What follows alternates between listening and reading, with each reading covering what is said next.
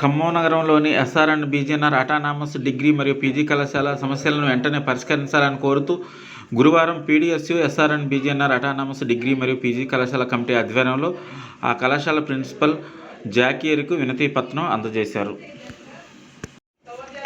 ఈ సందర్భంగా పీడీఎస్ ఖమ్మం జిల్లా ప్రధాన కార్యదర్శి మస్తాన్ ఈ కార్యక్రమంలో పాల్గొని మాట్లాడుతూ, ఖమ్మం జిల్లాలో అతిపెద్దదైన SR and BGNR autonomous degree మరియు పీజీ కళాశాలలో విద్యార్థులు 4,000 మంది వరకు చదువుతున్నా వారికి కావాల్సిన సౌకర్యాలు సరిగా లేవని ఆయన ఆరోపించారు. అంత పెద్దదైన కళాశాలలో మహిళలకు, బాయ్స్కు సరైన బాత్రూమ్ సౌకర్యాలు లేవని, ఉన్నవాటిని కూడా సరిగా క్లీన్ చేయట్లేదని వారు ఆరోపించారు. అలాగే కళాశాలలో మంచినీటి సౌకర్యం, కనీసం గదులలో ఫ్యాన్ సౌకర్యం లేక విద్యార్థులు అనేక సమస్యలను ఎదుర్కొంటున్నారని ఆయన అన్నారు.